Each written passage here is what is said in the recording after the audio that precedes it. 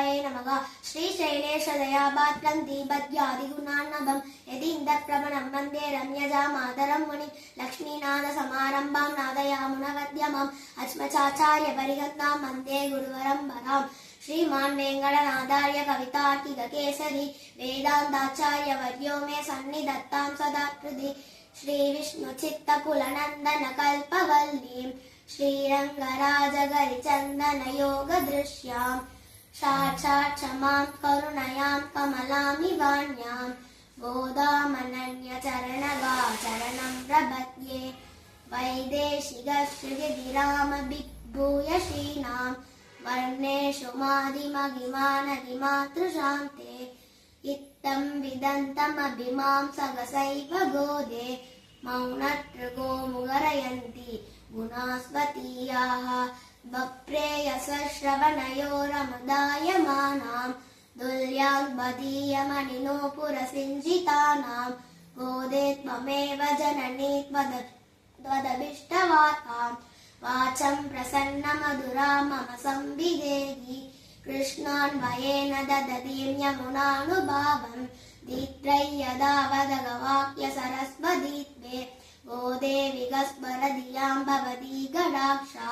वाचस्फुरन्ति मकरन्दमुषःकवीनाम् अस्मातृषामभिकृतौ शिरदीक्षितानाम् अग्नाय देवि दयदे यदसौ मुकुन्दः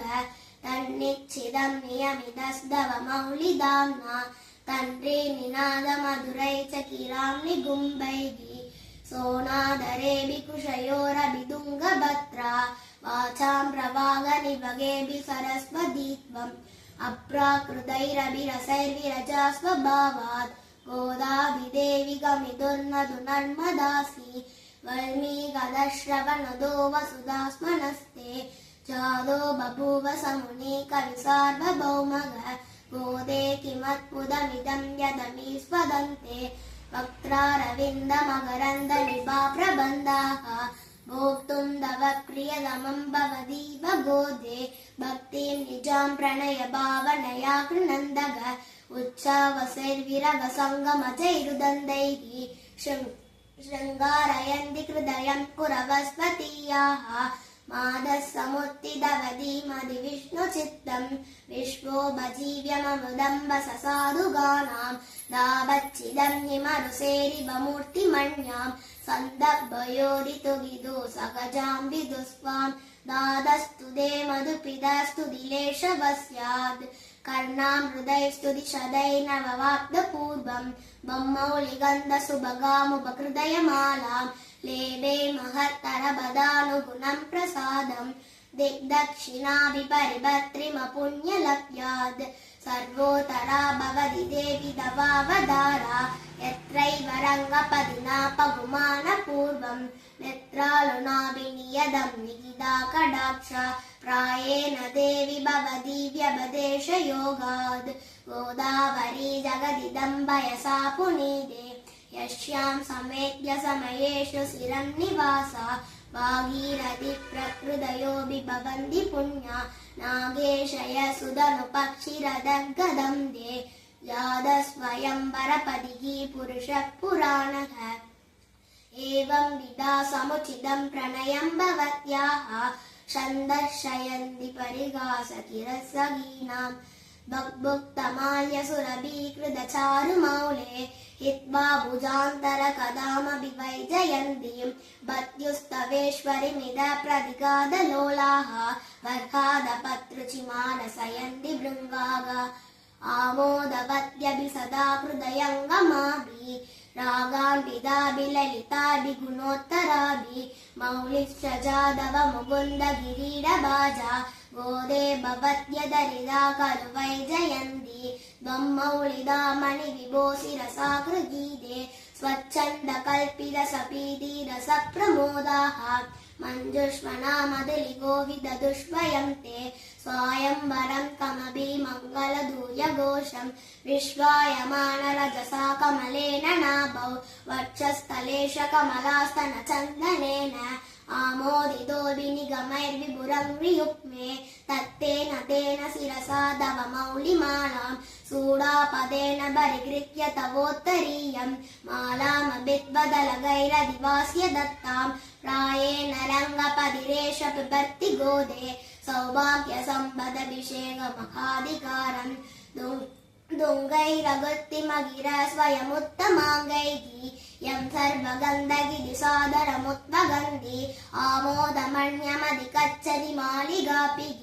शोभित्वदीयकुडिलालकवासिदापिः तन्ये समस्तजगदाम्बिदुरुत्तमाङ्गे त्वम्मौलिमाल्यभरसम्भरणेन भूयः इन्दीवरश्च च मिवादति त्वदीयानि आवेगराणि बहुमानविलोकितानि रङ्गेश्वरस्य तव च प्रणयानुबन्धा अन्योन्यमाल्य परिवृत्रिमभिष्टुवन्दः वाचालयन्ति वसुदे रसिकास्त्रिलोके न्यूनाधिगत्वसमदा विषये विवादैः दूर्वादलप्रतिमया दवदेगकान्त्या गोरोचनारुचिरया च रुचेन्द्रिरायाः आसीदनुच्छिदशिखावलकण्ठशोभम् माङ्गल्यदं प्रणमदा मधुवैदिगात्रम् अच्छं समर्च्य नियमै निगमप्रसूनैः नादं त्वया कमलया ससमेयिवांसम् मादच्चिरं निरविसन्निजमाधिराज्यम् मान्यामणोप्रकृतयो महिषीदस्ते आत्रापराधिनि जनेभ्य प्रक्षणार्थं रङ्गेश्वरस्य रमया विनिवेद्यमाने पार्श्वे भरत्र भवति यदि तत्र नासि प्रायेण ते विवदनं परिवत्रिदं स्यात् गोदे कुणैरनभयन् प्रणदाभराणा प्रोक्षेव एव तव भोगरसानुकूलः कर्मानुबन्धि बलदादरदस्य भक्तुः स्वादन्तर्य दुर्व्यसनमर्मपिदा निदानम् रङ्गे दडिगुणवदो रमयैव गोदे कृष्णाम्बुदस्य कडिदां कृपया सुविष्ट्या दौर्गत्य दुर्विषविनाश सुदानदीत्वां स्तन्दप्रपत्य समयन्त चिरेण दाभा जादापराधमभिमामनुगम्य गोदे गोत्रीयदिग्वमसि युगमिदं भवत्याः वात्सल्यनिर्परदया जननी कुमारं स्तन्ये वर्धयति दष्टभयोतरादि शतमगमणिनीलाचारुगल्कारगस्ता स्तनभरणमिदाङ्गी स्तान्द्रवासल्य सिन्धुः